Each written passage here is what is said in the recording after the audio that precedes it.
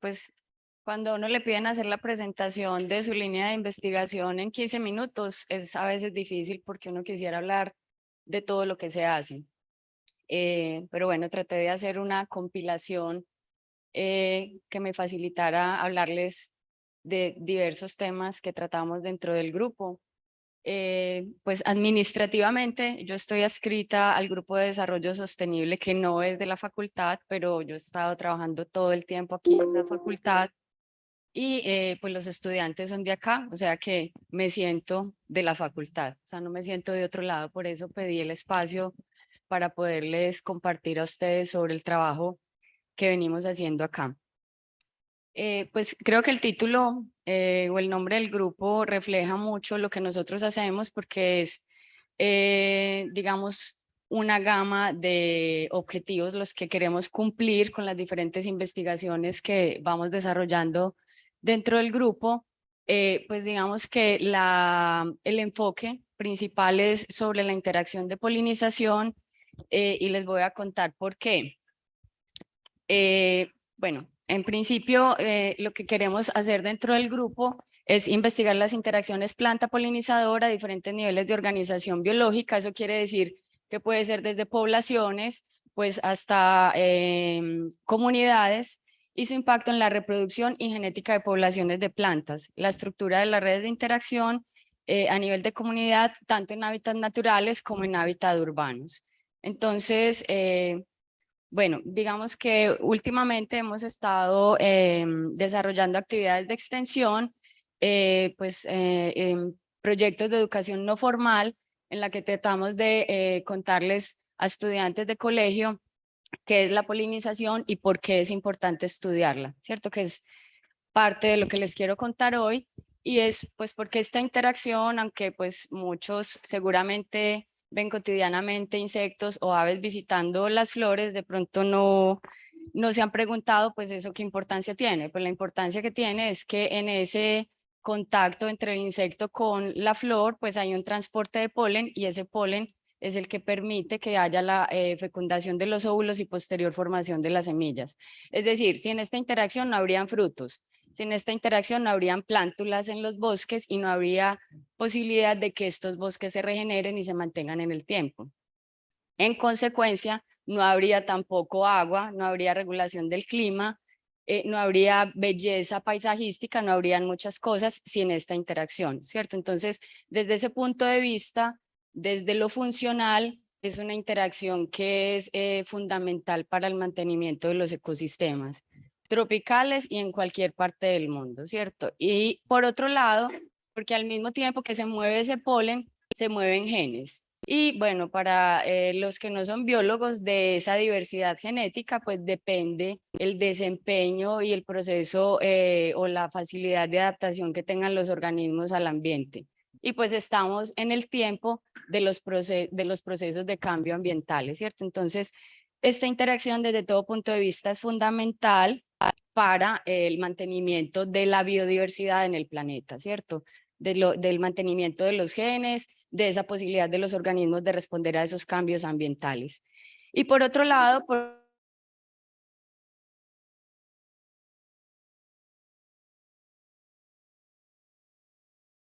porque hay, digamos, si consideramos que hay que escribir muchos patrones, si consideramos extinción de ciertas especies o especies que son funcionalmente más relevantes para el mantenimiento de esos ecosistemas, ¿cierto? Entonces, todos estos temas son importantísimos y pues de alguna manera nos hemos venido acercando a esos diferentes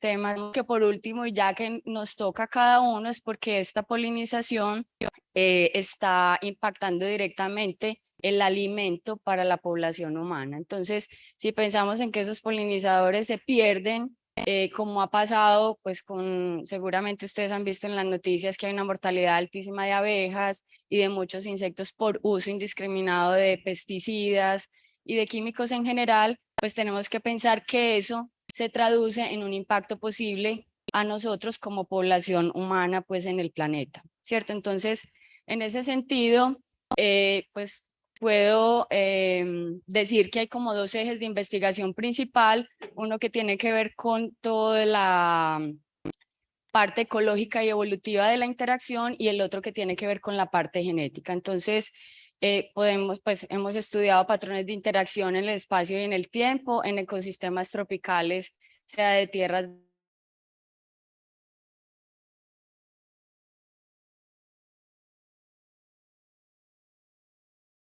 sea bajas o de montaña, diversidad de plantas, todos los patrones temporales de floración, tanto en el espacio como en el tiempo, síndromes de polinización, evolución de la morfología floral en respuesta a esos insectos que están polinizando las flores, polinización urbana y polinización en cultivos de café. ¿Esto por qué es importante? Porque digamos, recientemente se ha reportado que la productividad en cultivos de café ha disminuido mucho y esto está muy asociado a esa escasez de polinizadores. Entonces, estamos tratando de identificar cuáles son esos polinizadores que pueden ser más efectivos y ver si hay alguna forma de, digamos, de mantener colonias o poder ver si hay unas especies que son más eficientes y ver cómo podemos hacer para que esas especies se mantengan en el tiempo. Y polinización en aráceas, todos seguramente conocen los anturios, ese es mi grupo favorito, y también en orquídeas. Y la segunda, digamos, el segundo eje grande de investigación es sobre genética, porque como les mencioné, pues esos polinizadores mueven genes, entonces la idea es ver esos genes, cómo se distribuyen, qué tanta variación genética tienen las plantas, y eso, digamos, qué implicaciones tiene en la probabilidad de persistencia de las poblaciones en el tiempo. Entonces, pues gráficamente, pues aquí lo que pueden ver en colores son especies y las líneas lo que muestran son las interacciones. Entonces nosotros, después de estar mucho en campo, encontramos este tipo de relaciones y pues posteriormente podemos hacer unas descripciones estadísticas que nos permiten identificar, como les digo, especies que son fundamentales para el funcionamiento de esos sistemas o incluso la probabilidad de persistencia de esos sistemas en el tiempo, ¿cierto? Entonces sería una de los ejes de estudio. El otro es sobre estructura genética, pues seguramente todos han visto en los paisajes pues del departamento, del país y del mundo que casi todos están altamente transformados, ya sea por deforestación, por minería, por urbanización, etcétera. Y pues eso significa que para las poblaciones de plantas quedan como separadas en el espacio y muchas veces los polinizadores, que son los insectos, no pueden atravesar por potreros, no pueden atravesar las carreteras, no pueden atravesar los ríos y esto trae unos impactos que son muy negativos para las poblaciones de plantas. Entonces, cuando nosotros evaluamos esa diversidad genética, podemos identificar cuáles son los procesos que están ocurriendo dentro de esas poblaciones de plantas y tratar de ver cuál sería la forma ideal en la que se podrían mitigar esos, digamos, esos efectos negativos. Bueno, por otro lado, como les comenté, pues el género Anthurium o este grupo es mi favorito y pues ya he venido estudiándolo hace como unos 15 años. Varias especies, identificando todas sus características florales, tamaños, colores, etcétera, y todo esto cómo se relaciona con el tipo de visitantes que vienen. Esto ya es un asunto que tiene que ver directamente con el entendimiento y evaluación de muchas hipótesis a nivel evolutivo y ecológico, ¿cierto? Que nos ayudan a entender cómo son los patrones de coexistencia de las especies en general en los bosques tropicales. Por ejemplo, aquí las fotos son del Parque Arví, que aunque es un sitio muy cercano y muchos piensan que cuando se va a hacer estudios en ecología hay que ir muy lejos, pues no necesariamente es así. En el Parque Arví, pues hay unas diferentes coberturas vegetales y pues eso nos ha permitido acercarnos al entendimiento de cómo es que funciona esta subunidad de polinización dentro del parque. Bueno, también estamos abordando la polinización en una orquídea que es del género Telipogon. Esta orquídea no es como las orquídeas que todos hemos visto, pues que tienen casi siempre tienen uno de sus pétalos que es más vistoso y más grande. Esta es diferente dentro de todas las orquídeas y tiene una forma como más simétrica y pues queremos conocer cuáles son los polinizadores de este género. Prácticamente no se conoce nada pues en el mundo y en Colombia menos, ¿cierto? Entonces son sistemas muy difíciles que requieren una inversión en tiempo muy grande. Hay que ir muchas veces a donde están las poblaciones. No son plantas grandes que fácilmente se encuentran, son plantas de centímetros que hay que buscar por todo el bosque y tratar de identificar cuáles son los insectos que llegan, cuál es el comportamiento que tienen, etcétera. Entonces, pues también en ese sentido hacemos un aporte al conocimiento de la biodiversidad. Nosotros estamos muy lejos de conocer la diversidad, por ejemplo, de insectos que visitan flores en nuestros bosques. Entonces, también cada vez que hacemos un estudio estamos haciendo un aporte en ese sentido. Polinización en café en ambientes periurbanos, aquí tampoco nos estamos yendo muy lejos. Estamos haciendo, pues este estudio es en una finca que queda en el sector del Rodeo, acá en Medellín, ¿cierto? No está muy lejos, pero tiene muchas hectáreas, unas 70 de cultivo de café, y han presentado pues como unas deficiencias en el nivel de producción de frutos. Entonces estamos tratando de investigar qué es lo que está causando esto. También estamos estudiando en el Parque de la Conservación. Para los que no saben, es el antiguo zoológico, ya cambió toda la visión, pues digamos desde el punto de vista administrativo y de la misión del parque, ya se llama Parque de la Conservación, y pues también estamos tratando de describir cómo es toda esa diversidad de polinizadores que hay allí.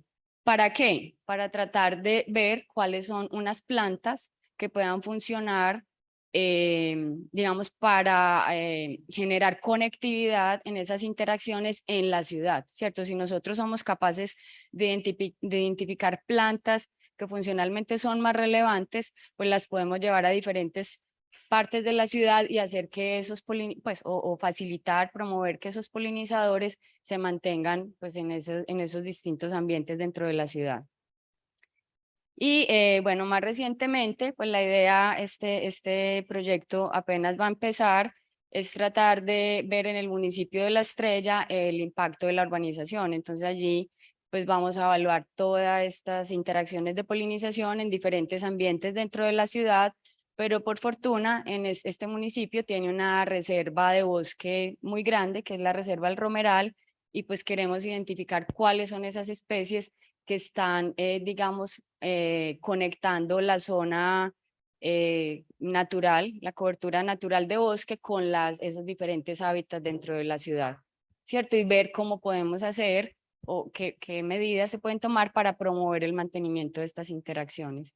Y finalmente, pues estas son las entidades que han colaborado y nos siguen colaborando en el desarrollo de estas investigaciones. No tengo una foto de mis estudiantes, que obviamente son los protagonistas de todos estos proyectos, porque no sé, esto fue como en corto, pero, o sea, quiero resaltar que son ellos los protagonistas de estos trabajos.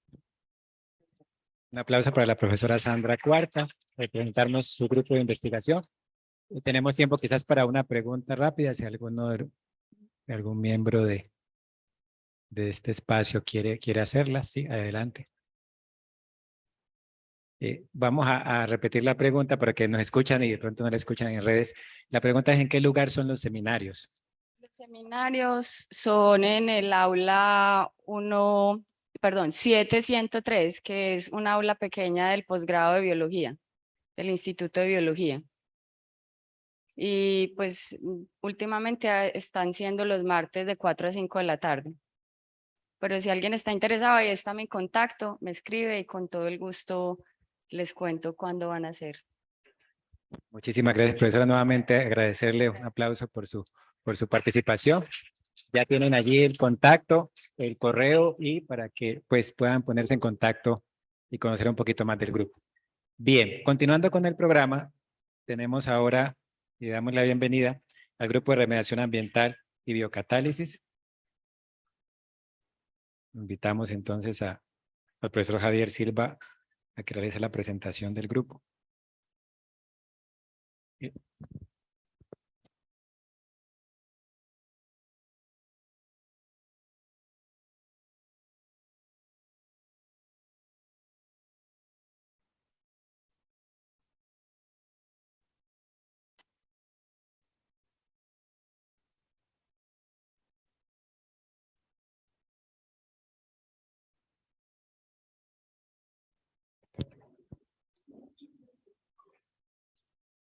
Muy bien, ya estamos listos. Entonces los dejo con el profesor Javier Silva, que va a presentar al grupo de investigación, remediación ambiental y biocatálisis. Bienvenido, profesor.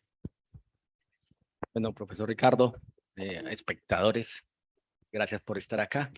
Le voy a presentar lo que hacemos en el grupo, un grupo que creamos el profe Ricardo y yo hace ya un poco más de 10 años. Entonces, ese es el grupo, así se llama, ¿cierto? Grupo de Investigación en Remediación Ambiental y Biocatálisis. Vamos a ver de qué se trata esto, ¿cierto? La temática principal del contexto de trabajo del grupo son las aguas. Aguas, potabilización de aguas o remediación de aguas. Hay un problema bastante grande con el agua, ¿cierto? El agua la tomamos, la usamos y la desechamos. Casi nadie se preocupa de qué pasa antes y después del agua. Simplemente asumimos que el agua es potable, la tomamos, la usamos y hasta ahí, ¿cierto? Pero hay una problemática bastante grande en función de dónde la tomamos, qué tipo de tratamiento hacemos y cómo la utilizamos. Ese es como el eje central de nuestro grupo de trabajo. Vemos que hay diferentes, o podemos separar esas aguas, esa utilización desde la parte industrial, qué se hace en la industria con esa agua, desde la parte doméstica y hospitalaria, qué pasa con esa agua, cómo se caracteriza esa agua y qué parámetros se deben medir en ella, cómo se vierte esa agua, ¿cierto? En términos generales, eso es lo que les voy a tratar de contar y de que vean. Particularmente, el problema con la alimentación nos obliga a hacer esto, ¿cierto? Y casi que nosotros también estamos obligados a hacer esto. Vivimos en edificios donde estamos encerrados, así como esas gallinas o como esos cerdos, ¿cierto? Todos amontonados uno encima de otro, y es fácil, por ejemplo, que con toda esta problemática de enfermedades infecciosas nos contaminemos o nos infectemos o nos enfermemos de algún tipo de este tipo de patógenos, de bacterias, de virus que hay en el ambiente por vivir de esta forma.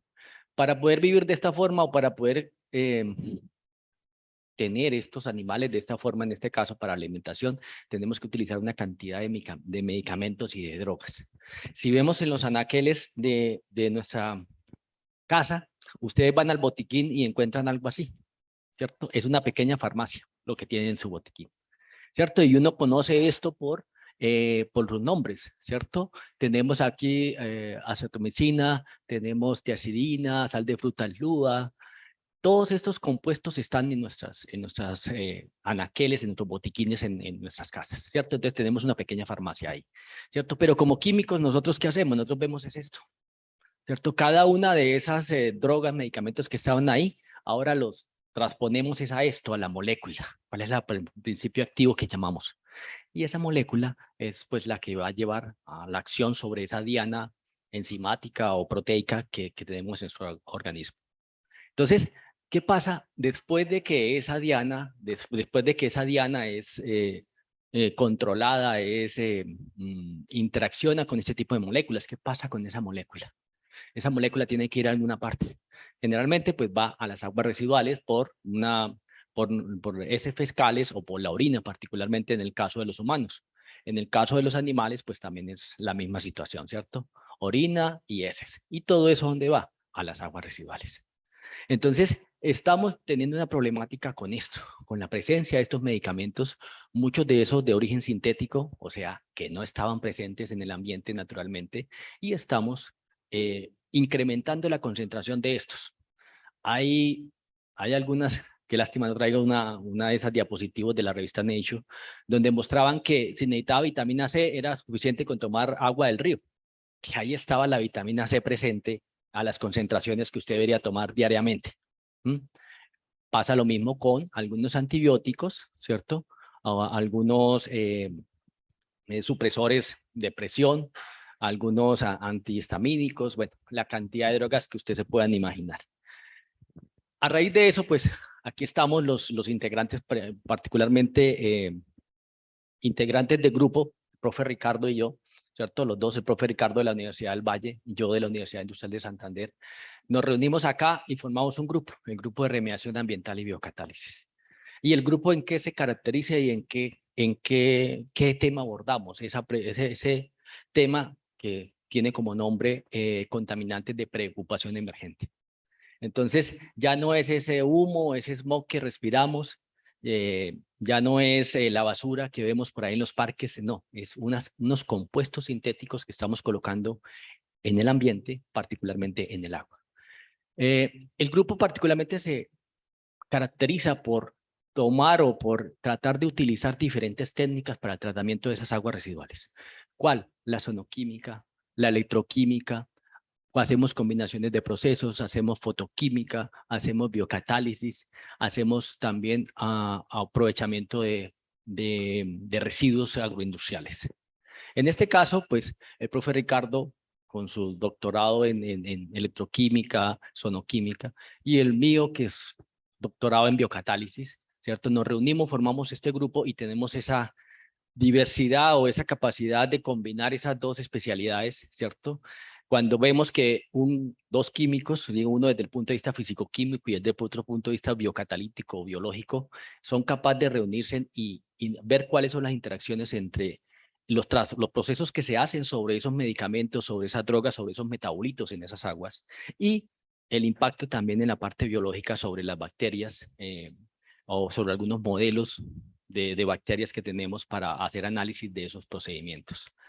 También está, pues, en este caso, el profesor Efraín, ¿cierto? Uno de los estudiantes de doctorado más relevantes, que también ya está por acá como profesor adjunto.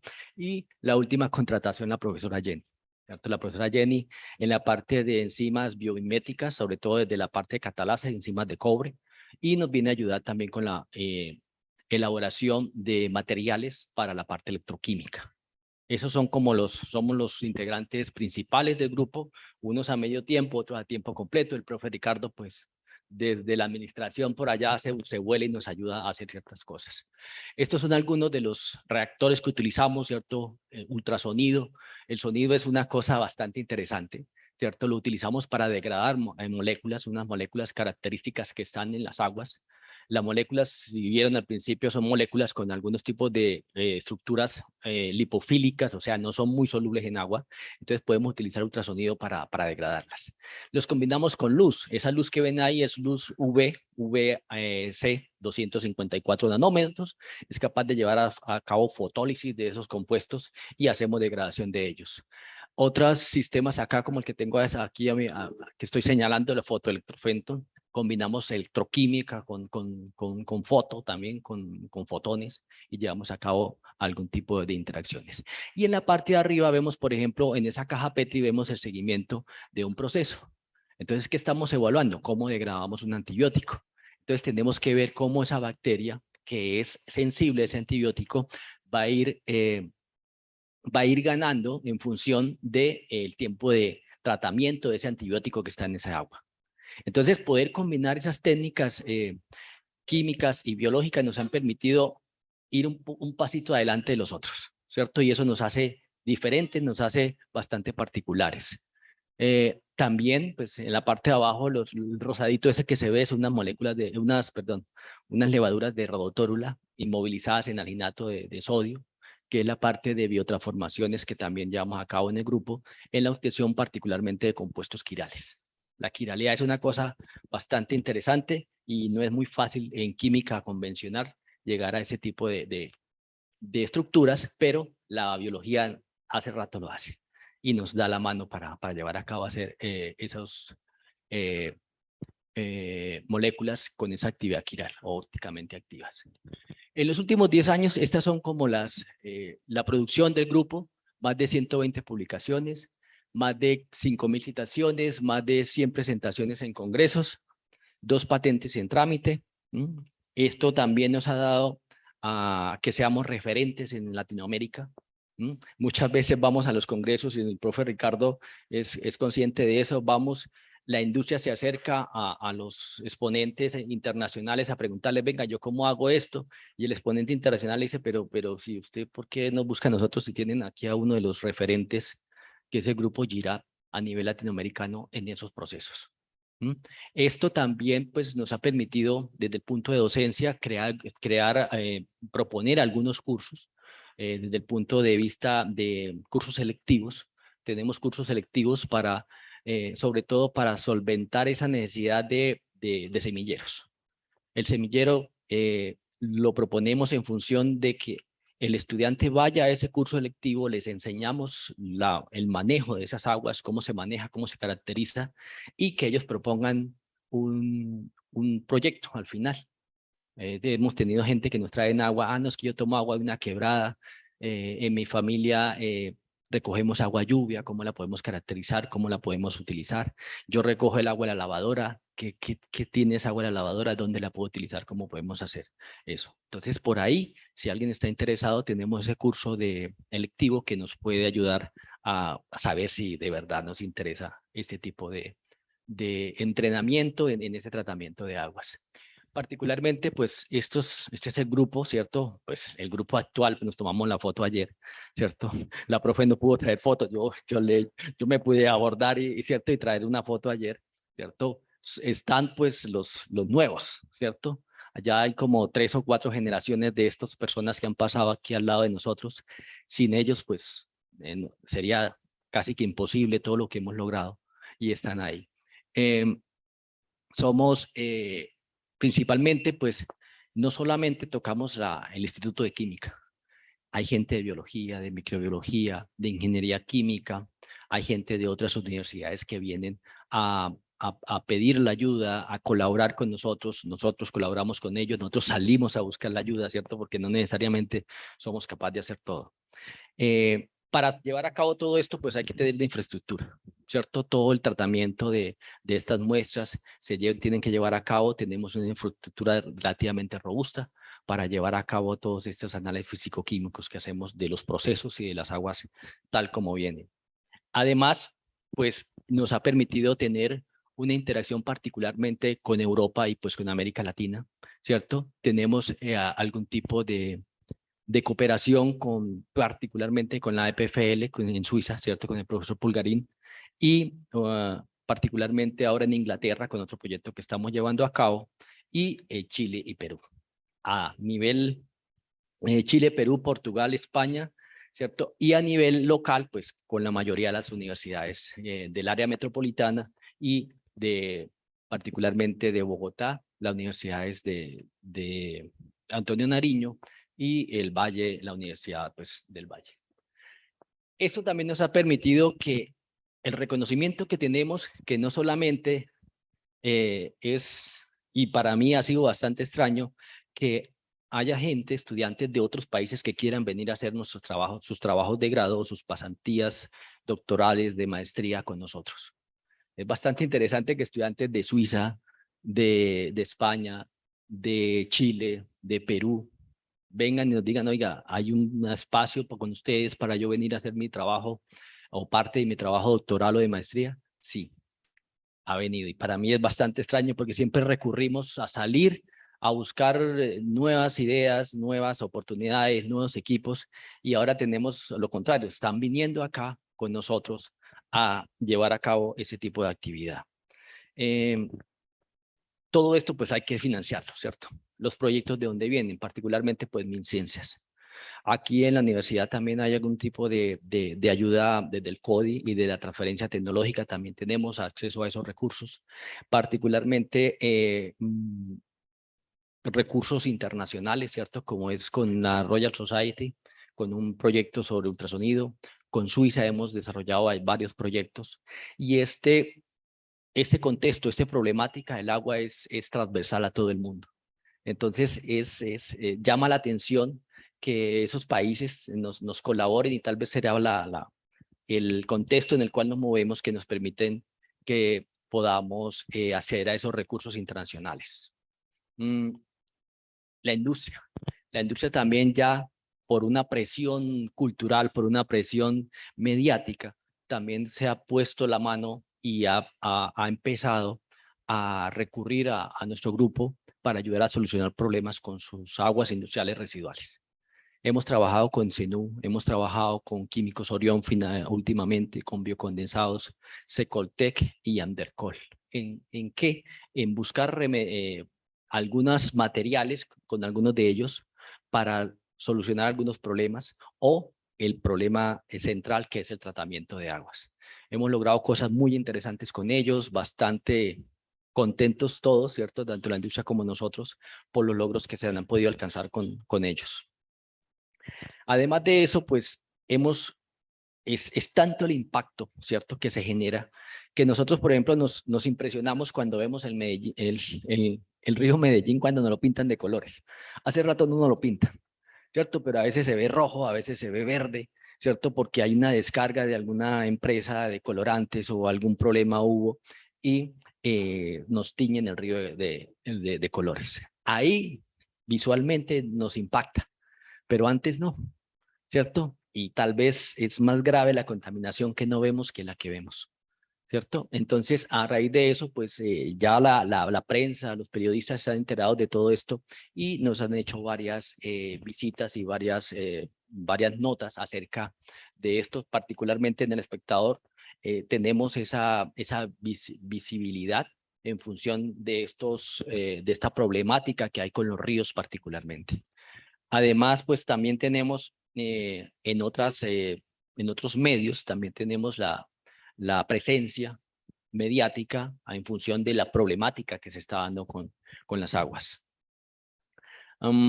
Para terminar, pues, somos los líderes de cada una de las líneas, ¿cierto? Yo soy el encargado de la parte de biocatálisis, diagnóstico y tratamiento de residuos, el profesor Ricardo y Efraín, que está conmigo, y la parte de caracterización de material, la profesora Jenny, que pues está en clase y no pudo acompañarnos el día de hoy. Creo que aquí terminamos y muchas gracias a la facultad por el espacio que nos dieron y a ustedes por estar acá. Muchas gracias, profesor Javier Silva, por presentar el grupo de investigación que es también mi grupo, como vieron. Si los tienen alguna pregunta, alguno de los presentes, sí, el profesor, adelante.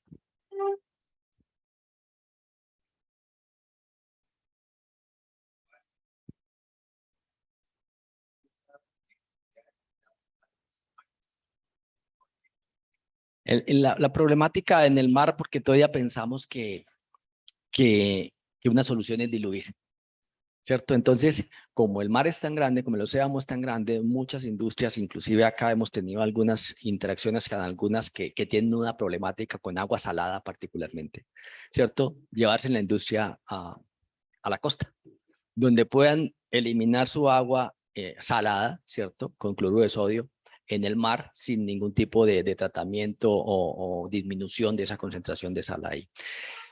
En agua salada es particularmente interesante porque cuando tenemos agua salada podemos utilizar electroquímica, porque ya el electrolito viene incorporado, ¿cierto? Es una opción que sí hemos explorado, pero no, en el mar pues las concentraciones van a ser muy pequeñas y la tecnología todavía para acceder a esa cantidad cuantitativa que hay ahí es muy difícil de cuantificar y de identificar. Entonces, pero sí hemos hecho trabajos en agua salada y particularmente trabajos con electroquímica, que es la que nos permite, pues, por el electrolito presente, no tener que adicionar un reactivo como cloruro de sodio o sulfato de sodio para obtener esa conductividad que necesitamos, pero sí la hemos hecho, sí, señor. Y si me permite, como hago parte del grupo también, complemento un detallito. Sí, de hecho tuvimos hace poco un trabajo con Perú, con Ruth Flores, vino una estudiante de Perú de maestría que hizo el trabajo completo con nosotros, tratando agua de mar, porque el agua de mar también tiene las aguas de lastre, por ejemplo, que se usan en los barcos, grandes barcos y que transportan mercancía de un sitio a otro y descargan, cargan y descargan y así transfieren contaminación. Entonces ahí está la contaminación no solamente de químicos emergentes, sino también bacterias y es un problema que se viene. Todavía no hay una normatividad clara al respecto, pero se viene, es decir, los barcos van a necesitar tratar esas aguas un permiso antes de vertir. Y ahí el sistema electroquímico que implementamos, pues evaluamos la eliminación de contaminantes emergentes allí. Y es interesante porque el cloruro forma ácido hipocloroso, que es el hipoclorito que se usa y ese es un desinfectante bastante común, muy bueno, pero también desactiva o elimina, destruye contaminantes orgánicos. Entonces tuvimos ese estudiante de maestría también que hicimos ese trabajo hace poco. Bueno, no, muchas gracias, profesor Javier Silva. Ahí están los contactos, pues por ahí también en los espacios, los que están interesados, pues también pueden conversar con el profesor o conmigo. Y pues gracias, ¿no? Nuevamente agradecer al profesor Javier Silva por la presentación. Bueno. Bien, perfecto. Ahora entonces, continuando con nuestro programa, tenemos y damos la bienvenida a la profesora Natalia del grupo Evo de Buen Plantas. Nos vamos a pasar de la química a la biología. Vamos mientras instalamos la presentación.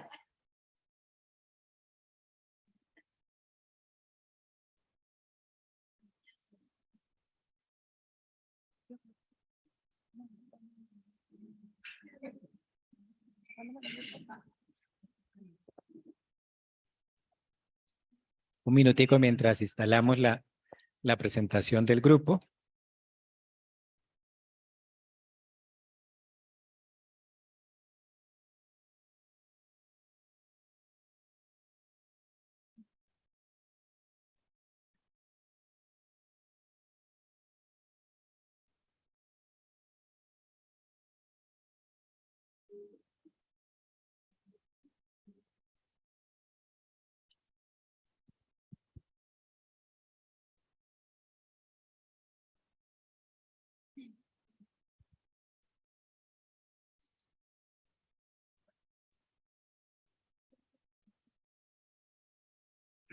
Ahora sí creo que estamos listos.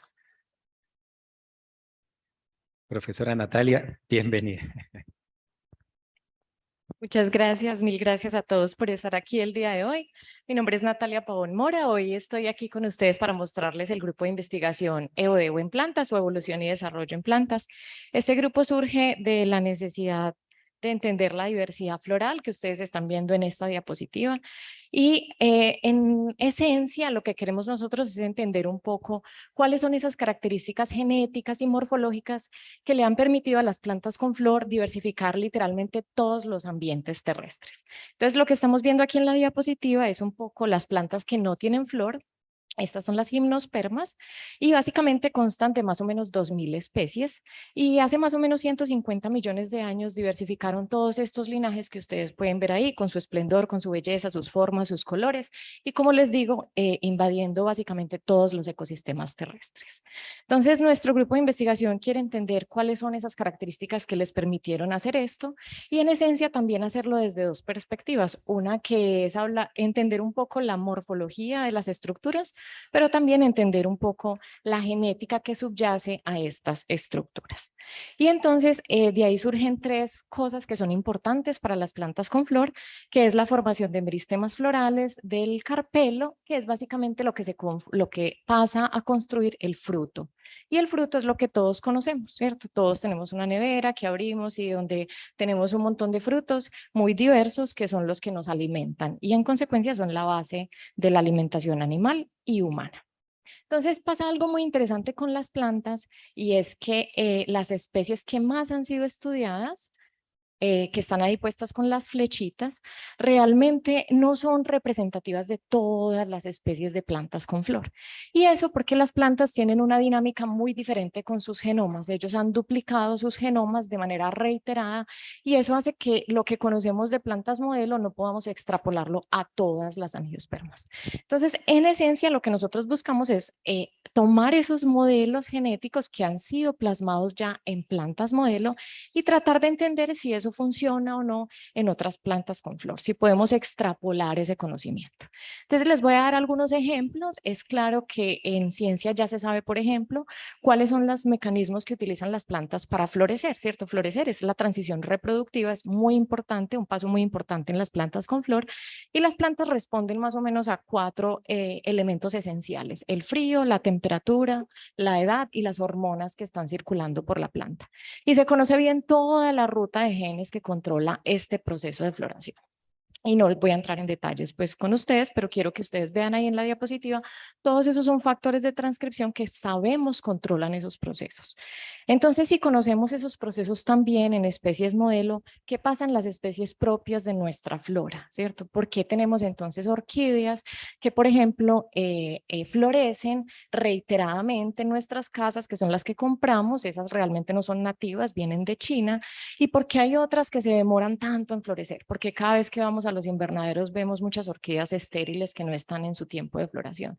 Y porque hay unas en campo que incluso se demoran hasta 10, 11, 12 o 13 años en florecer. Entonces, nuestro grupo ha abordado esos modelos para tratar de entender esos sistemas en plantas tropicales, uno de ellos siendo entonces las orquídeas.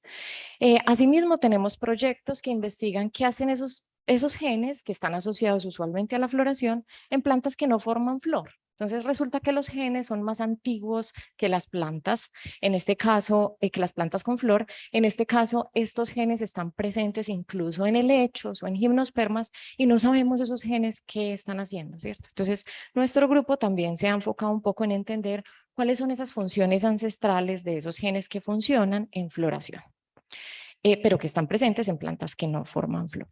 Y más recientemente hemos querido investigar cuáles son esas señales entonces que reconocen las plantas en ambientes extremos. Entonces aquí tenemos un ejemplo de ambientes alpinos tropicales, esos son nuestros páramos, y si las plantas realmente responden al frío o a la temperatura o a la exposición solar, entonces, ¿cómo están haciendo estas plantas para adaptarse a esos ecosistemas? ¿Listo? Entonces, si de pronto hay alguien aquí que esté revisando los proyectos de cambio climático, ahí pueden ayudarnos con eso. Bueno, asimismo tenemos entonces otros modelos que ya han sido bien caracterizados en plantas modelo, que son, por ejemplo, los genes que forman la identidad de los órganos florales. Ahí estamos viendo entonces Arabidopsis, que es una de las plantas modelo, y todos los cuadritos que ustedes ven allí son mutantes, ¿cierto? Básicamente, si usted quiere saber la función de los frenos de un carro, quita los frenos y maneja y se da cuenta que hacían los frenos. Y básicamente es eso lo que se hace cuando se hacen mutaciones en las plantas, ¿cierto? Entonces ahí estamos viendo más o menos cuáles son esos genes que controlan esa identidad de los órganos florales. Y nuevamente, si conocemos eso también, entonces, ¿por qué no lo estamos estudiando en otras plantas con flor, ¿cierto? ¿Aplica para todas o es solamente una cuestión de una planta modelo? De manera similar, se conocen los genes que controlan la simetría floral. La simetría floral es una característica crítica para atraer al polinizador. Entonces, como cuando ustedes ven una flor, a lo mejor no se están fijando en todos los detalles, pero el polinizador sí, ¿cierto? Ya está viendo unas guías, una simetría, un punto de referencia, y también conocemos esos genes que controlan esos cambios de simetría. Cada una de las parejitas muestra una flor en simetría bilateral y una flor con simetría radial. Entonces, nuevamente, tomando estos modelos de referencia, lo que queremos saber es si eso aplica para nuestras especies, ¿cierto? En nuestra flora. Entonces, hemos aproximado estas investigaciones en plantas nativas, por ejemplo, de la familia Aristolochiaceae. Todas estas plantas son absolutamente extraordinarias, no poseen pétalos, pero tienen esas estructuras que parecen pétalos, pero realmente corresponden a los sépalos y tienen un gran número de modificaciones al interior de la flor. Las orquídeas, también un grupo de plantas muy representativo de plantas extremadamente modificadas con pétalos muy llamativos también para atraer al polinizador. Y abajito tenemos las capuchinas que, como ustedes pueden ver, desarrollan toda una sobreactuación en su perianto, ¿cierto? Todo ese espacio para atraer al polinizador y no sabemos qué genes realmente están controlando esos procesos y en parte eso es lo que ha hecho nuestro grupo de investigación. Ahí pueden ver en las partes de abajo de las diapositivas algunas de nuestras contribuciones en esos ámbitos. Bueno, asimismo, se conocen también las bases genéticas de la formación de frutos. Entonces, resulta que los frutos, otra vez, la base de nuestra alimentación, pues realmente está codificada por algunos genes, ¿cierto? Esos genes controlan qué tejidos se forman en qué porciones del fruto. Y eso es lo que hace que ustedes se puedan comer algunos frutos, como el banano, como la naranja, como la mandarina, y no se puedan comer otros frutos porque son muy rígidos y simplemente tienen unos tejidos que no se pueden degradar. Entonces, nuevamente se conocen todos los genes que interactúan en esta ruta, que forman cada uno de los tejidos de los frutos, otra vez en especies modelo, pero nosotros sabemos que esas no son las plantas reales, ¿cierto? Que las plantas reales están aquí en el trópico y tienen una enorme diversidad de formas. Entonces, en este caso, la pregunta es la misma, ¿aplican esos mismos modelos de estudios genéticos que ya se han hecho en plantas modelo para todas las especies de plantas con flor? Y la respuesta corta es definitivamente no, ¿cierto? Hemos estudiado algunos mecanismos tanto morfológicos como genéticos para la construcción de frutos. Nos hemos concentrado en 3 familias que nos parecen muy importantes: la familia del tomate, que incluye la uchúa, el tomate, el borrachero, el tabaco; la familia del café, que incluye el café, el noni, el borojó, entre otros; y la familia de las amapolas. Y en estos casos lo que hemos hecho básicamente es hacer un seguimiento de todos los cambios morfoanatómicos que tienen esos frutos, ¿cierto? Esos frutos tienen una trayectoria y una serie de cambios que se pueden registrar. Entonces, básicamente registramos esos cambios anatómicos. Y asimismo, hacemos el seguimiento de la genética detrás de esos cambios. Entonces, ¿qué genes se encienden en qué punto del desarrollo para formar cada uno de esos tejidos? Y realmente lo que hemos aprendido a lo largo de estos años es que cada planta es un universo, es independiente, ¿cierto? No sigue ningún modelo, no sigue ningún patrón y cada uno de estos linajes hay que abordarlos pues de manera independiente. Por último, tenemos una línea en plantas parásitas. Esto es quizá la planta más interesante que ustedes han visto. No sé si este video vaya a funcionar, pero básicamente lo que tenemos es la planta de la derecha. Esta de aquí es la planta hospedera que está siendo parasitada por otra planta. Es una relación de parasitismo entre dos plantas. Resulta que el parasitismo ha sido mucho mejor estudiado en animales por las enfermedades que causa, pero realmente en plantas también hay plantas que parasitan otras plantas. Y entonces lo que estamos viendo es que esta está siendo parasitada por otra planta con flor.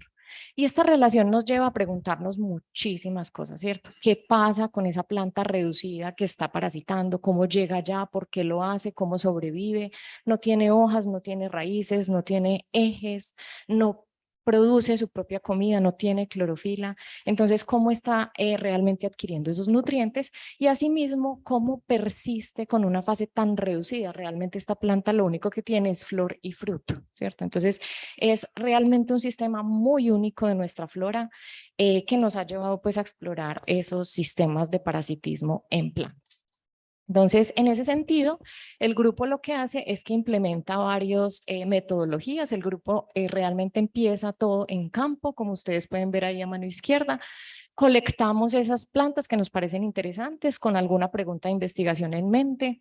Eventualmente lo que hacemos es que traemos ese material al laboratorio y allí hemos sido pioneros en generar transcriptomas de referencia, básicamente bancos de genes que representan las especies de plantas nativas.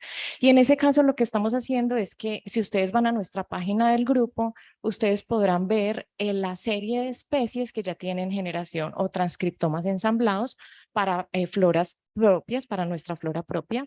En este caso lo que tenemos es aproximadamente 130 transcriptomas de plantas nativas. Esos son los bancos de genes.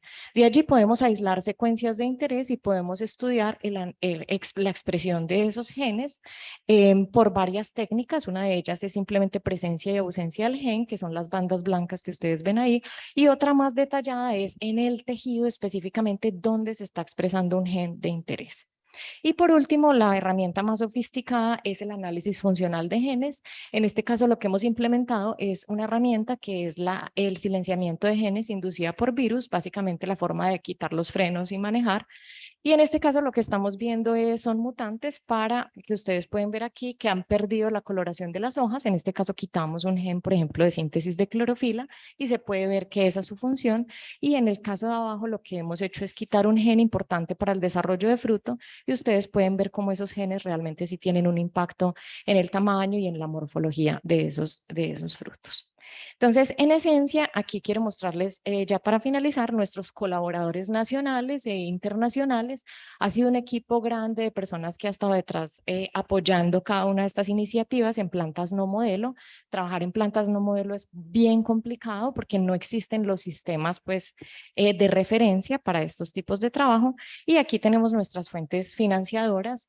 También hemos sido pues, muy afortunados en contar con fuentes de financiación nacionales e internacionales, incluso muy de buenas porque Colciencias nos financia y MinCiencias nos revisa los informes y no nos los aprueba. Entonces tenemos la suerte de contar con ambos en simultáneo, Colciencias y MinCiencias.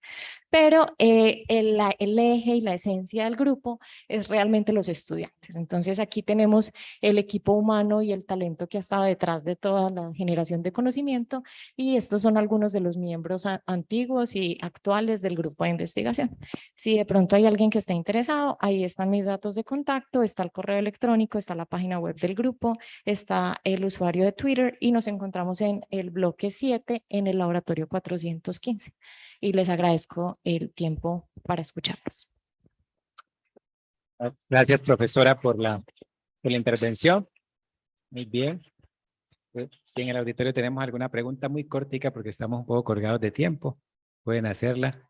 O si no, tenemos todavía aquí la diapositiva para los datos de la profesora que le pueden escribir también al correo y poder conversar un poquito más sobre el grupo de investigación.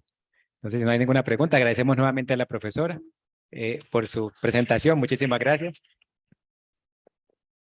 Y entonces le damos la bienvenida. Ahora tenemos en el programa el grupo Fitobiol. Tenemos acá el representante del grupo Fitobiol que ya se está acercando para la presentación del grupo. Un minutico mientras cargamos la presentación.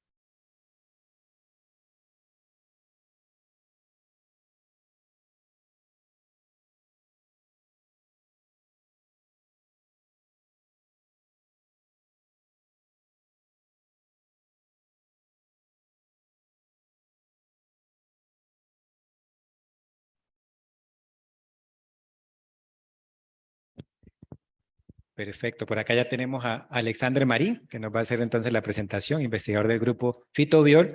Bienvenido, Alexander. Buenos días a todos, muchas gracias por estar aquí, igual a los asistentes que nos acompañan a través de Zoom. La idea es como compartir un poco de información sobre el grupo Fitobiol, Fitopatología y Biotecnología de Hongos. La coordinadora del grupo es la profesora Nadia Cardona, ella en este momento está en clase y atendiendo otros asuntos, entonces en este momento la información la comparto yo como investigador del grupo. Básicamente el grupo Fitobiol pues nace o está legalmente formado desde el 2018, aunque años atrás ya participaba, formaba estudiantes, hacía investigaciones, anidado a otro grupo de investigación. Digamos que a mano izquierda era el espacio que teníamos antes de pandemia. Hoy en día, el lado derecho tenemos un espacio un poco más acogedor, más adecuado para lo que hacemos. Básicamente en el grupo trabajamos con enfermedades de plantas y en control biológico. Desarrollamos investigaciones y proyectos en el área de fitopatología, en el área de biocontrol de microorganismos o de plagas en cultivos, o incluso estudiamos estas interacciones y el desarrollo de formulados o productos que sirvan para aplicar en la agricultura. En líneas de investigación tenemos una de estas es la fitopatología. Esta a grandes rasgos sería como el estudio de las enfermedades en plantas, desde el agente, sea un hongo, una bacteria, un virus, un nematodo, sus posibles vectores, como pueden ser insectos plaga, nemátodos o incluso hasta otro tipo de organismos, la etiología de la enfermedad y su manejo, principalmente enfocado en manejo biológico. En este caso podemos observar, eso es un tallo de plantas de aguacate, donde se observa una necrosis en el haz central. ¿Esto qué implica? Que la planta tiene los haces vasculares taponados o obstruidos o destruidos, y la planta llega a un punto donde tiene déficit hídrico, no puede nutrirse, es propensa a otro tipo de ataques de microorganismos, y cuando se hace un análisis fitopatológico, que lo que queremos es mirar qué hay ahí en ese tejido, en esa área enferma, pues nos encontramos a veces con hongos. Este es el caso. Muchos hongos atacan plantas, las plantas se enferman, aunque se dice que la enfermedad es una excepción y no la regla. En muchos cultivos la enfermedad debe ser una regla para poder producir. En el caso de cítricos, por ejemplo, hay virus donde las plantas se deben inocular con cepas tenues para que el virus como tal que está en campo sea menos agresivo que el que yo inoculo. Otra línea es la de biocontrol. En esta línea trabajamos principalmente con hongos antagonistas, hongos biocontroladores. Trabajamos con hongos micoparásitos. Esto quiere decir que su fuente de nutrientes y de alimentos son otros hongos entomopatógenos, o sea, ya se alimentan es de insectos, y hongos nematófagos que tenemos en este caso en las imágenes, como hongos parasitando huevos o estados juveniles de nematodos fitoparásitos. Una tercera línea de investigación tenemos el área de nematología. Digamos, en el país no hay muchos grupos ni muchos estudios que se desarrollen en esta área, principalmente en el área de nematología agrícola. Para los que de pronto no lo saben, pues la nematología es un área de la zoología que se encarga de estudiar unos gusanos que no son anélidos y que pueden ser parásitos de plantas, de animales, pueden estar en todos los medios. Se dice que al igual que los insectos pueden estar más o menos en el 80% de la superficie terrestre. Y se considera que los nematodos son enemigos ocultos de las plantas. Resulta que son parásitos microscópicos que se deben ver bajo microscopio. De resto es difícil observar estos animales, a diferencia, por ejemplo, de parásitos de humanos, que a veces se pueden ver. Por ejemplo, de pronto han visto estos videos, la elefantiasis es producida por un nematodo. Al ser estos animales poco visibles, resulta que ellos producen síntomas como clorosis, marchitez, taponamiento de haces vasculares, pero lo principal es que el mero efecto de que ellos estén ahí impacta en detrimento de las plantas, porque son la entrada, son un precursor para que hongos y bacterias puedan atacar estas plantas. Los síntomas, como les digo, pues se pueden confundir con cualquier otra enfermedad, con un problema físico, con un problema ambiental, un problema de manejo, un ataque de bacterias, de hongos, y a diferencia, tenemos pocos géneros o pocas especies que producen este tipo de síntomas que se consideran agallas, son una forma de abultamiento y pues por esto se dice casi siempre que hay nematodos en la planta, aunque la presencia de agallas no es un indicador como tal, dado que esos abultamientos muchas veces puede verse por otro tipo de síntomas. Y una última línea que se desarrolla en el grupo es la línea de las ómicas.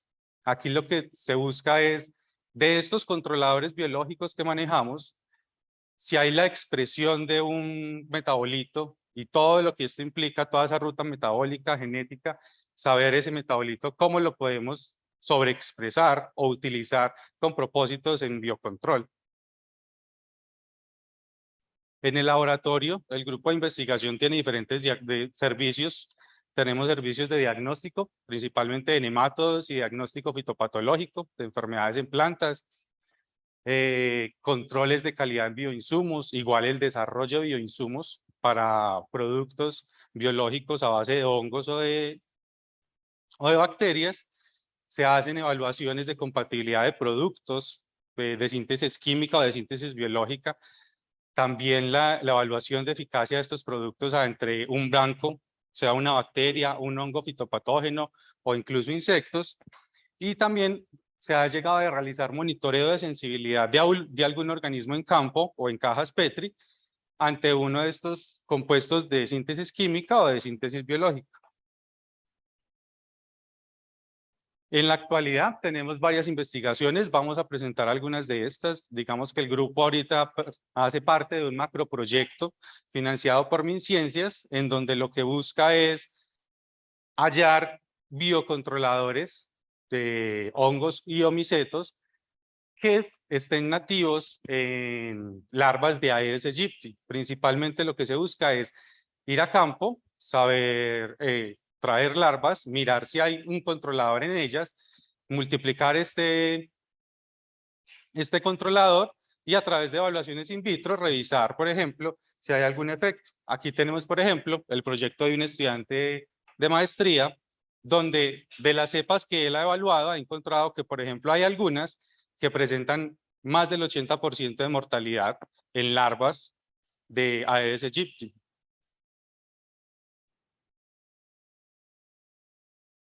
Un segundo proyecto de investigación es la investigadora Jessica Sánchez. Ella hace su proyecto de doctorado con aislamiento y caracterización estructural de metabolitos extracelulares con actividad nematicida.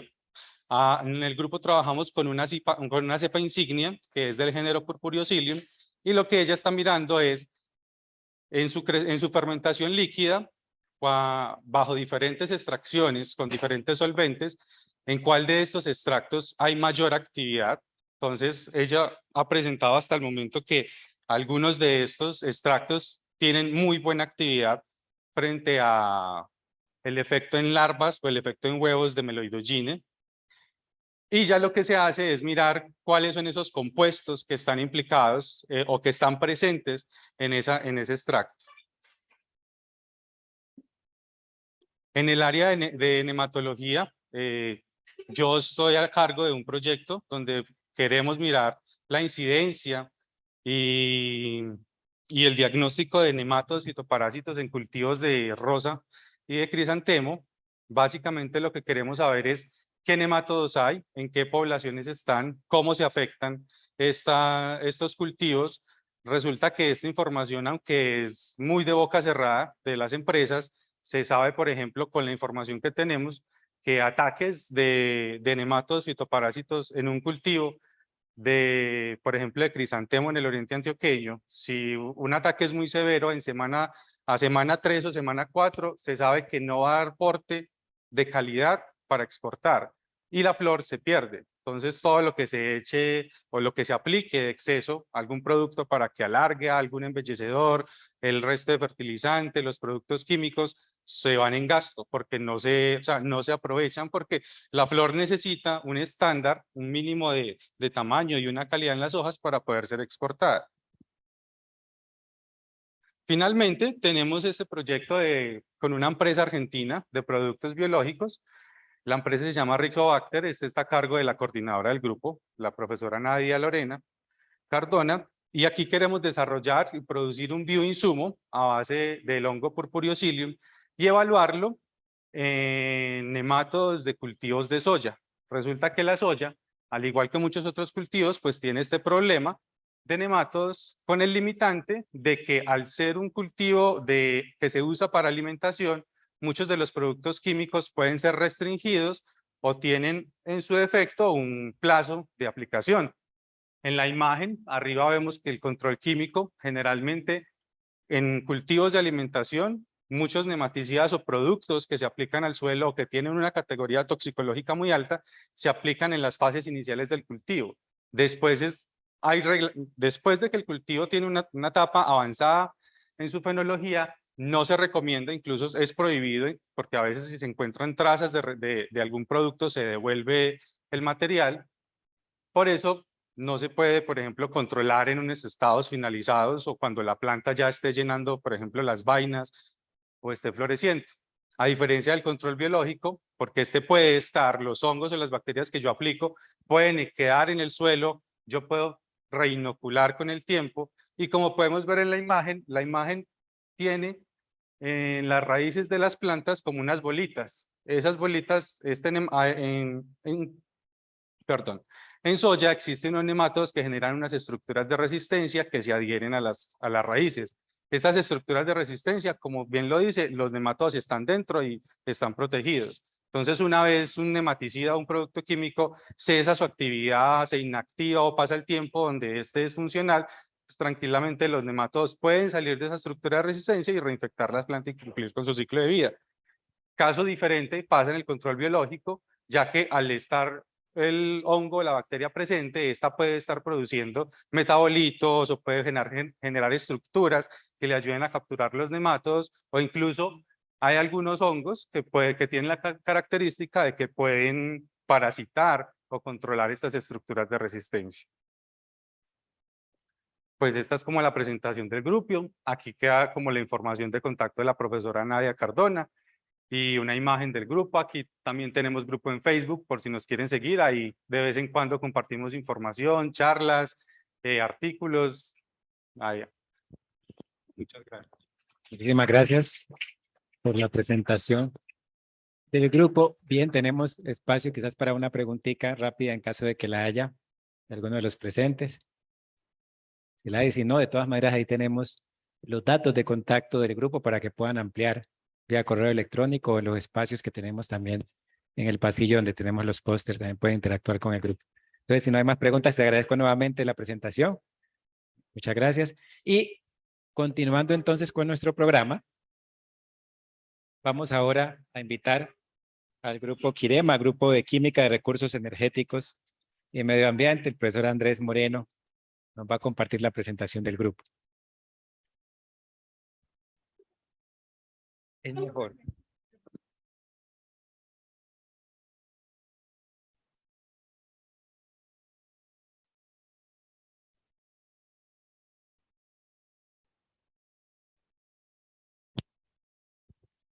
Perfecto, ya tenemos por acá al profesor Andrés Moreno, la presentación está lista, entonces voy a darle la bienvenida al profesor y que nos pueda compartir las bondades de su grupo. Adelante, profesor, bienvenido. Bueno, buenos días a todos.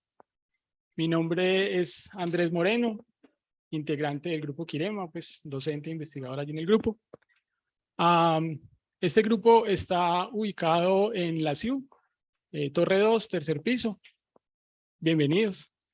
La coordinadora del grupo es la profesora Diana López, quien está pues acompañándonos vía Zoom por si tienen preguntas para la coordinadora.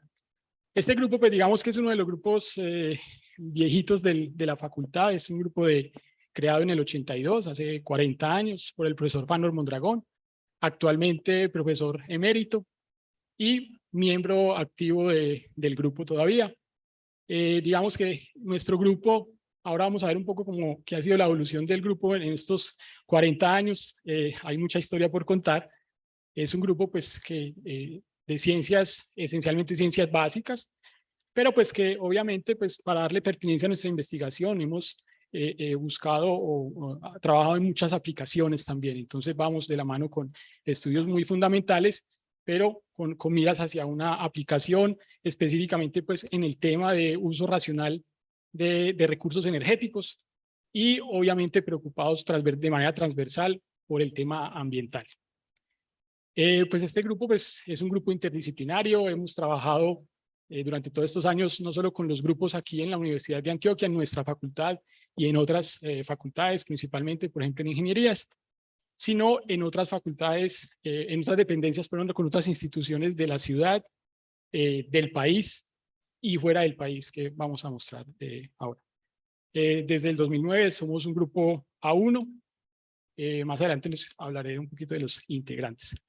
Pues creo que esto es como importante y son las líneas, la fuerza motriz de nuestro grupo ha sido pues como el tema de recursos energéticos y alrededor pues de ese tema entonces tenemos como identificadas estas 3 líneas de investigación que podemos resumir aquí en esta diapositiva.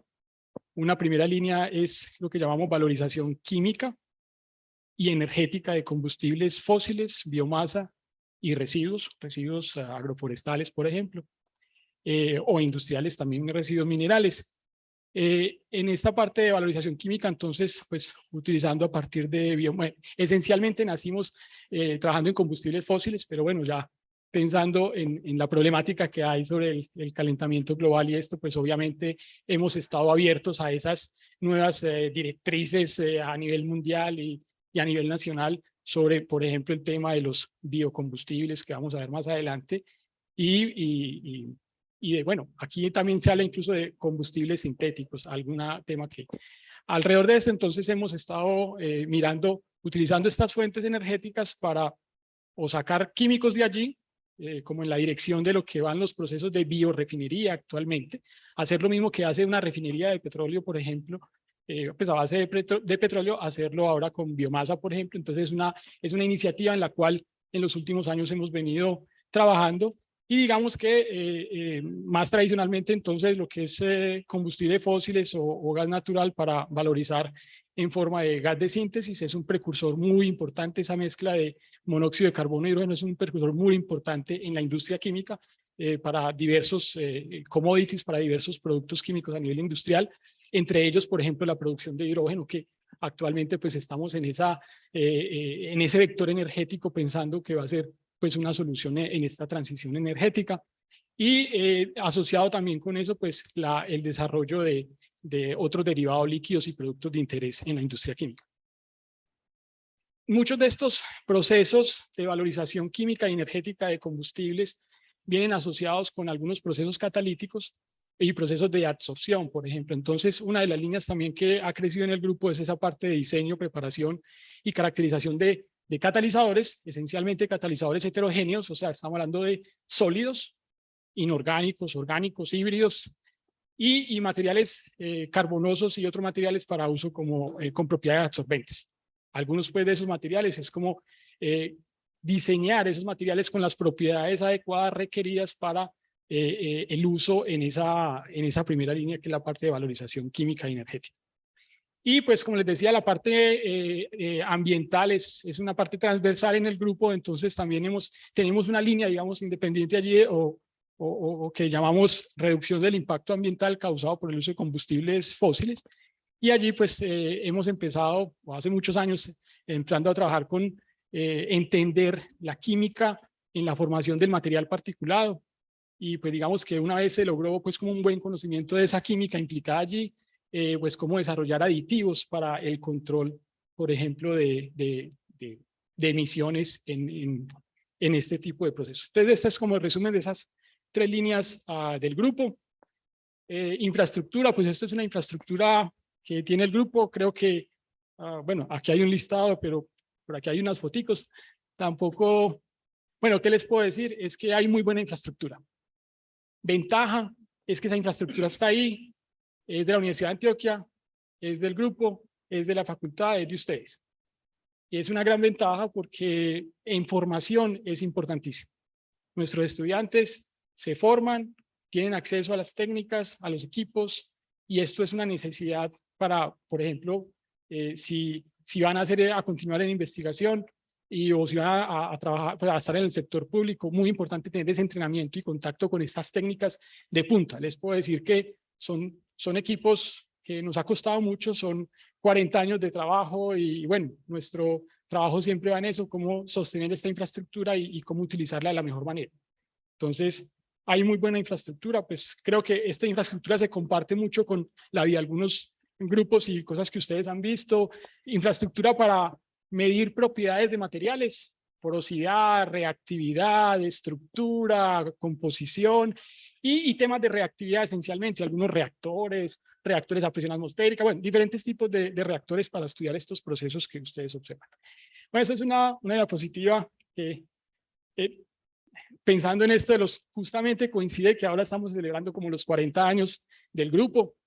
La directora del grupo está conectada, nos ha prometido una fiesta muy, muy importante. Esperamos que sí. Y bueno, pensando en esos 40 años, entonces, bueno, miremos un poquito como la historia de eso. Yo hago parte como de la tercera generación en el grupo, ¿sí? Digamos que en los 80s, bueno, el profesor Fanor Mondragón, que creó el grupo, fue con el tema de la química del carbón, entender la reactividad del carbón. Pues ahora el carbón o los combustibles fósiles no son bien vistos. Sin embargo, pues tenemos mucho carbón y eso, digamos, es una línea transversal o digamos una línea que ha permanecido allí y que se necesita de nosotros, de los químicos, de los científicos, que hagan un uso racional de ese recurso fósil que tenemos abundante en el país.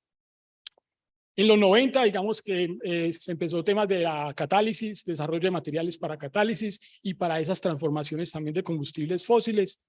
En los 90 estuvimos trabajando en temas de reformado. Empezó en el país también la importancia del tema de biocombustibles, así que nos dedicamos en un buen tiempo a trabajar sobre biocombustibles, línea que pues todavía obviamente continuamos en esa dirección. Digamos que bueno, aquí hay también, decía, reformado. Reformado es producción de gas de síntesis, que les mencionaba allí, ¿sí? El grupo anteriormente, pues también estaba con el tema de gasificación, que es lo mismo, producción de gas de síntesis, pero en procesos muy, muy eficientes desde el punto de vista energético. Así que, bueno, eso fue en estos años 2000, 2010. También hemos tenido, pues, en estos 40 años, mucho trabajo también de la mano con grupos de ingeniería, se han hecho desarrollos pues a escala relevante y se han hecho algunas patentes allí en esa dirección. Por la parte ambiental, entonces, hemos trabajado en los últimos años en lo que son filtros catalíticos para control de emisiones, hollín, NOx, SOx y compuestos orgánicos volátiles, oxidación catalítica. Y pues bueno, en las investigaciones actuales a todos los grupos, si bien nosotros sabemos que estamos en una facultad de ciencias, que nuestro motor son las ciencias básicas y queremos saber para dónde van los electrones, pues también nos hemos preocupado por participar, por recursos y por tener proyectos de más envergadura con grupos interdisciplinarios donde podemos estar involucrando, por ejemplo, el desarrollo de prototipos. Y allí hemos aprendido algunas cosas en esta parte de prototipos. Aquí aparece algo de comercialización, eso no es el reto nuestro, pero sí que vamos muy de la mano y sobre todo ahora en este tiempo, pues que los recursos son bastante escasos, entonces hemos visto la necesidad de tocar puertas en el sector privado para apoyar esta investigación, hacer nuestra investigación también pertinente para problemas, por ejemplo, que aborda la industria. Y aquí hay algunos ejemplos de eso, de cómo desde la ciencia básica, por ejemplo, el desarrollo de materiales, se ha podido ir abordando algo de interés, de pertinencia, como es la parte ambiental, oxidación catalítica de compuestos orgánicos volátiles. Y entonces aquí es un proyecto que se ha venido desarrollando en este trabajo sobre catalizadores de oxidación, o sea, un sólido que ayuda a esa descomposición catalítica de los compuestos orgánicos volátiles.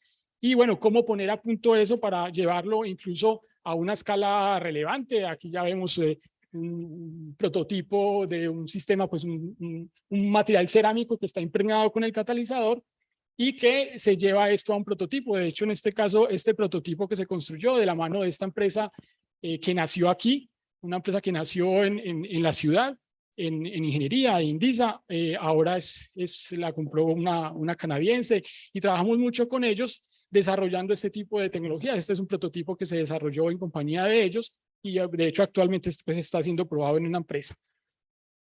En esa misma dirección, en la parte ambiental, un desarrollo ya de un convertidor catalítico de la mano con un grupo de ingenierías y mirando ya eficiencias en motores, condiciones reales y cómo se desempeñan esos convertidores catalíticos con materiales que nosotros hemos desarrollado también en el laboratorio, hablando de los materiales de los catalizadores. Bueno, esto es más o menos lo mismo. Esto es un poco también como evolución. Esto es otro sistema que llamamos spray flame síntesis. Bueno, es la síntesis de, por ejemplo, de catalizadores de materiales inorgánicos, de materiales en general, con propiedades de interés. Por ejemplo, nano, ahora que está tan de moda. Entonces, allí hemos utilizado esto o venimos utilizando esto para desarrollar materiales de interés y no solo, bueno, de interés para esos procesos catalíticos y con otras aplicaciones pues importantes. La ventaja aquí es que es un proceso de producción de materiales en continuo, ¿sí? De preparación sí en continuo. Incluso aquí se habla de, bueno, de varios, perdón, es que estaba mostrando aquí, es este material, aquí está el diseño o sea, se hizo desde pequeña escala hasta construir un prototipo y en este momento estamos en este tipo de prototipo que se hizo. También para desarrollo no solo desarrollo de esos materiales que se preparan allí, es su aplicación. Aquí en este caso, pues la importancia de preparar nanotubos de carbono. Entonces tenemos algunos de esos catalizadores que hemos desarrollado y cómo pueden ser utilizados para producir nanotubos de carbono, que son estratégicos desde el punto de vista pues, industrial para algunas aplicaciones. Estos son algunos de los proyectos que tenemos en curso, pero bueno, ya se imaginan ustedes 40 años de historia, hemos tratado de mantener estas líneas de investigación que les mencionaba. En los últimos años, bueno, digamos en los últimos años no, pero sí hemos visto la necesidad de buscar esas fuentes de financiación, de hacer investigación relevante y de tocar la puerta, tocar a las empresas y mirar juntos y desarrollar procesos de investigación aplicada. Así que en estos proyectos de investigación, algunos ven por aquí algún proyecto que tenemos ahora, por ejemplo, con la empresa Cerro Matoso. Entonces estamos mirando algo de darle un valor agregado a la escoria que se produce por cantidades pues astronómicas. Y bueno, estos son algunos de los proyectos que tenemos actualmente. Uno de ellos, o digamos, reciente, tenemos este que llama la producción de hidrógeno de bajas emisiones vía chemical looping. Es algo, una línea que, pues, en este momento en el país es de mucho interés la producción de hidrógeno. Así que, pues, ya hemos tenido mucha experiencia en la parte de reformado, para uso de gas de síntesis, y aquí venimos no solo en la parte de nanotubos, sino que se viene acoplado a esta producción de hidrógeno, y esta es una tecnología que está siendo muy promisoria y competitiva con los procesos catalíticos convencionales que operan actualmente. Así que esto es algo que venimos o vamos a empezar a trabajar en estos próximos años. Pues bueno, muchas colaboraciones y agradecimientos a muchísimos colegas. Hay un egresado de nuestro grupo que está en la Universidad de Sydney. De hecho, una de las líneas en nuestro grupo transversal ha sido la química computacional, ¿sí? Y entonces esta persona, pues hace 20 años arrancamos con esto de la química computacional y creemos, pues, o hemos utilizado mucho también la química computacional como algo transversal a esos estudios básicos y fundamentales. Pues, ok, entre algunos socios, alguna producción. Lo que sí, pues, bueno, decir es que tenemos muy buena infraestructura, son bienvenidos, necesitamos estudiantes, tenemos muchos proyectos y bueno, algunos integrantes del grupo. ¿Qué más les digo? No, nada. Muchísimas gracias a todos. Muchas gracias, profesor Andrés, por presentarnos al grupo Quirema. Tenemos quizás espacio para una corta pregunta, si alguien del auditorio lo considera. Si no hay preguntas, igual tenemos también ahí el contacto de la líder del grupo, la profesora Diana López. Aquí también está el profesor. Unos minutos más nos acompañará por si tienen alguna pregunta adicional. Y agradecer. ¿Sí? Si alguien tiene una idea del proyecto y la quiere desarrollar, lo escuchamos. Bueno, muchas gracias nuevamente, profesor. Un aplauso nuevamente para agradecer la presentación. Y bueno, y ahora damos la bienvenida a la profesora Nora Restrepo, quien nos va a presentar la última conferencia de esta mañana, charla de grupos del grupo interdisciplinario de estudios moleculares GIEM. Un minutico mientras cargamos la presentación.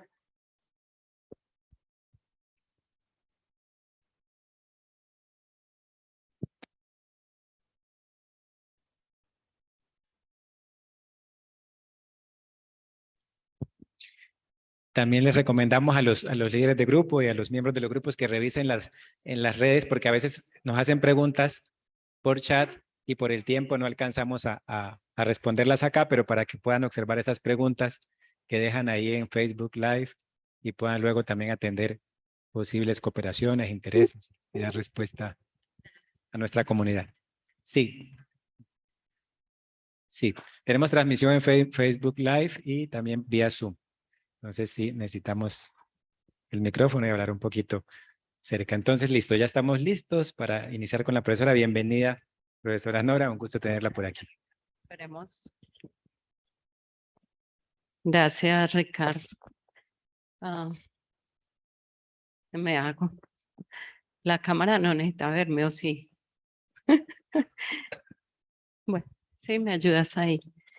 Bueno, buenos días a los que están aquí, a los que están conectados, pues hubiera sido muy chévere verlos por aquí y que compartiéramos un cafecito.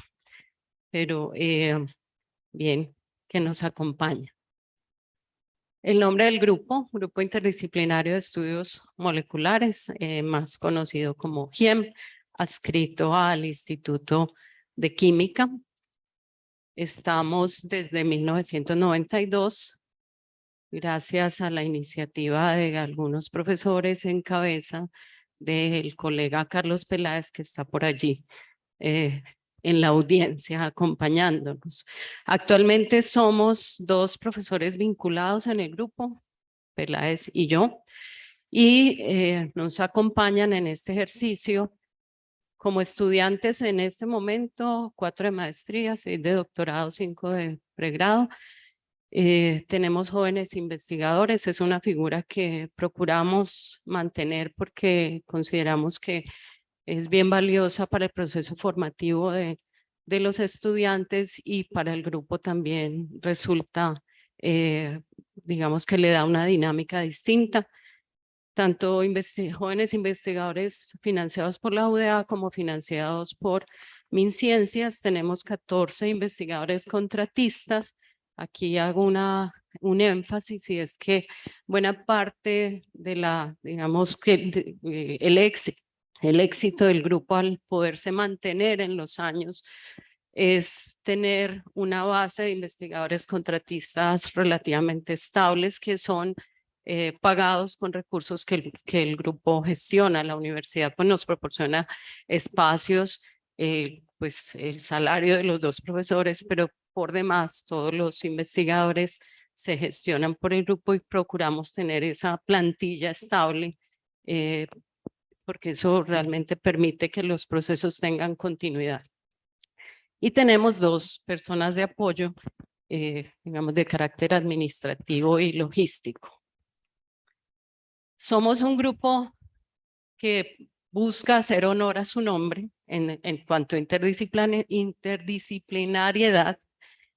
Así que tenemos personas de química, de biología, de áreas de ingeniería como sanitaria, interactuamos con ingeniería mecánica, tenemos personal del área de agronomía, eventualmente también interactuamos con administradores y hacemos colaboraciones con profesores de medicina.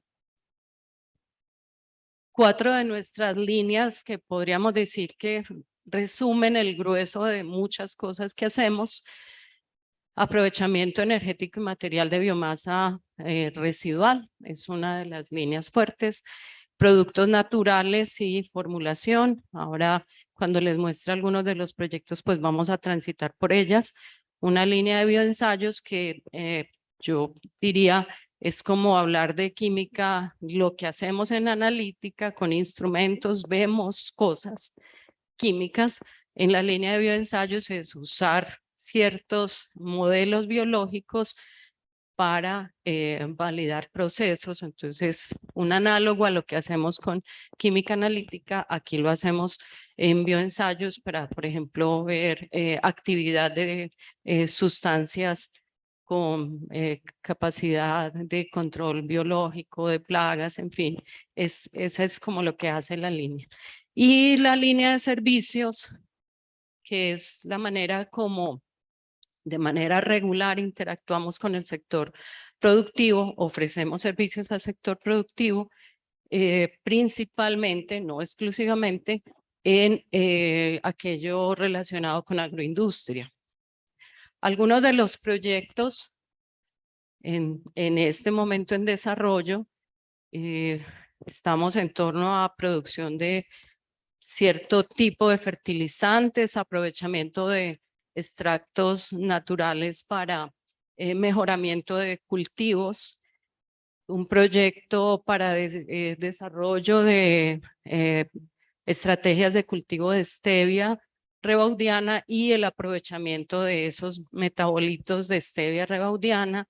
Trabajamos también en la línea de cannabis. En este momento, pues el grupo hace todo lo que es mejoramiento del cultivo, extracciones, y con un grupo de médicos, pues se hace la parte de aplicaciones como fitoterapéutico. Estamos articulándonos a este concepto que ahora se maneja de One Health, que digamos nos considera como realmente una integración de distintos panoramas, y aquí hablamos de, pues estamos permeados por nuestro entorno ambiental. Esto se cruza, por supuesto, con la salud humana y con la salud animal, y todo ello constituye el concepto de One Health. Entonces, allí, pues, en la línea de, digamos, seguridad alimentaria, pues, como trabajamos en fertilización y fertilización orgánica, pues, para tener cultivos más sanos sin que dejen de ser productivos, la línea de productos naturales haciendo todo el tema de control fitosanitario con extractos naturales. Por el lado de salud ambiental, entonces tenemos proyectos muy consolidados de aprovechamiento y valorización de residuos sólidos urbanos y en general de residuos para que dejen de ser un problema y se conviertan en una oportunidad. Hacemos evaluación de contaminantes en cadena alimentaria, o sea, cómo algunos contaminantes que la norma colombiana regula se transfieren o no a la cadena alimentaria.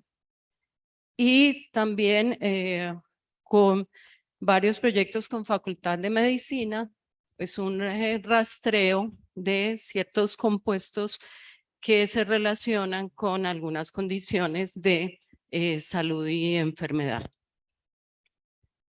Este es un proyecto que nos financió la Real Academia de Ingeniería de Reino Unido y nos cofinanció la Universidad de Antioquia. Aquí la intención, o la intención no, el propósito es tomar residuos, en este caso residuos sólidos urbanos en mezcla y combinaciones con residuos avícolas, gallinazas, pollinazas. Se hace producción de larvas de mosca soldado, o sea, con eso alimentamos a las larvas de mosca soldado. Estas larvas, que son de un alto contenido proteico y de grasas, las utilizamos para preparar un alimento que bien puede utilizarse para la industria avícola, entonces retornar al ciclo, o también para hacer alimentación de peces. Y en la alimentación de peces, entonces el residuo que los peces generan se pasa por unos biofiltros. Estos filtros convierten ese residuo en formas de nitrógeno aprovechables para las plantas y se conecta con un cultivo que conocemos como hidropónico. Esos cultivos pues generarán unos residuos y esos residuos se devuelven al ciclo productivo. Y bueno, también ahí se ve FRAS, es las larvas cuando se alimentan del residuo generan un nuevo material que se puede utilizar como abono. Este es otro proyecto que inició hace unos 3 meses, financiado por el Sistema General de Regalías. Está orientado pues a abordar una problemática que el país empieza a tener con Fusarium oxysporum, que es una plaga en el cultivo de banano. Entonces estamos haciendo identificación de unos micovirus que se encuentran asociados a la presencia de Fusarium y que pueden ser potencialmente utilizados para actuar como biocontroladores de Fusarium en esos cultivos de banano, pues ni qué decir todo el valor que esto tiene para Antioquia, para el país, en la región bananera. Este proyecto está en marcha, a punto de terminar, financiado por Gobernación de Antioquia. Aquí lo que estamos haciendo es con los residuos de la plaza de ferias de ganado, con los residuos de sacrificio del ganado, esos residuos se pasan a unos procesos de biodigestión y en esos procesos entonces hacemos valorización y generamos fertilizantes líquidos y sólidos que retornan a los suelos para mejorar productividad y generamos biogás como fuente de combustible que puede ser utilizado en la misma plaza. Este es otro proyecto financiado por MinCiencias, desarrollado con EAFIT y la Universidad de Medellín. Estamos buscando mejoramiento de fertilizantes, desarrollo de una nueva generación de fertilizantes y aquí en particular es, entre otras cosas, tomar roca fosfórica. La roca fosfórica se usa como fuente de fósforo en los fertilizantes, pero buena parte de esa roca fosfórica no es aprovechable. Entonces, con ciertas estrategias que estamos evaluando es solubilizar el fósforo en esa roca para que sea mucho más disponible y eso implicaría hacer un uso de cantidades mucho menores de roca fosfórica en los fertilizantes, menores costos, pero además y sobre todo menores aportes de estos materiales en exceso a los ecosistemas. Y estamos en este momento, digamos que derivado de la experiencia de implementar estos sistemas de aprovechamiento energético y material de residuos en el departamento, tenemos implementado en el municipio de Támesis un sistema que tiene capacidad de 120 toneladas al mes, recoge todos los residuos orgánicos del municipio y los transforma en fertilizantes más biogás. Ahora el reto para la ciudad de Medellín, que ya no solo Medellín, sino el país empieza a pensar en esto, es hacer un diseño, todavía no montarlo, pero hacer un diseño y definir la viabilidad de empezar a aprovechar los residuos sólidos urbanos de la ciudad para esta producción de energía y de fertilizantes. En este caso, el diseño se está desarrollando para 50 toneladas día, que es una escala grande, pero que para la ciudad sigue siendo pequeña, solo que, digamos, es una avanzada hacia empezar a resolver nuestra situación de rellenos sanitarios. Y el otro, en el relleno sanitario La Pradera, pues allí hay un montón de materia orgánica enterrada que se está descomponiendo, que está generando biogás. Entonces es aprovechar, extraer y aprovechar ese biogás para utilizarlo y valorizarlo. Bueno, los servicios, el sello de nuestros servicios es, pues como institución educativa pública tenemos independencia de criterio, porque digamos que a eso nos debemos, y tenemos registro ante el ICA. Él nos certifica y las empresas que produzcan fertilizantes o estos acondicionadores para suelos deben hacer control calidad de sus materiales. Nosotros hacemos ese control de calidad para estas empresas y ellos entregan los resultados al ICA. Por último, y no sé si todavía tengo un minuto, todavía tengo tiempo. En el municipio de Frontino, a 40 minutos de la cabecera municipal, está esta hermosa planta que fue montada por entes gubernamentales para producción de etanol a partir de caña, etanol carburante, es decir, etanol que vaya a mezcla con gasolina, con combustible, pues. Esto no funcionó para ese propósito por razones que no discutiremos ahora, pero esa planta fue entregada a la universidad y nosotros estamos trabajando en convertirla más que en una planta de producción de etanol carburante que no es financieramente viable, en una biorefinería. Aquí un pequeño, no tan pequeño, esquema que pretende mostrar cuáles son todos esos panoramas de lo que se puede hacer usando caña como materia prima, mucho más allá de producir panela, que es lo que normalmente se hace. El profesor ya se paró, entonces voy a ir agilizando. Bueno, todo lo que está en verde serían productos que salen comerciales de allí, y digamos que aquí el concepto de biorefinería lo que nos plantea es que en cada proceso que usted hace genera un primer producto y un residuo, comillas residuo, y que todos esos residuos, que sería lo que está en amarillo, son susceptibles a través de un nuevo proceso de convertirse en productos de valor agregado y realmente cero residuos. Entonces, bien, esto es otra cosa en que estamos trabajando ahora. Eso era. Muchas gracias y espero haberles dejado una semillita de inquietud.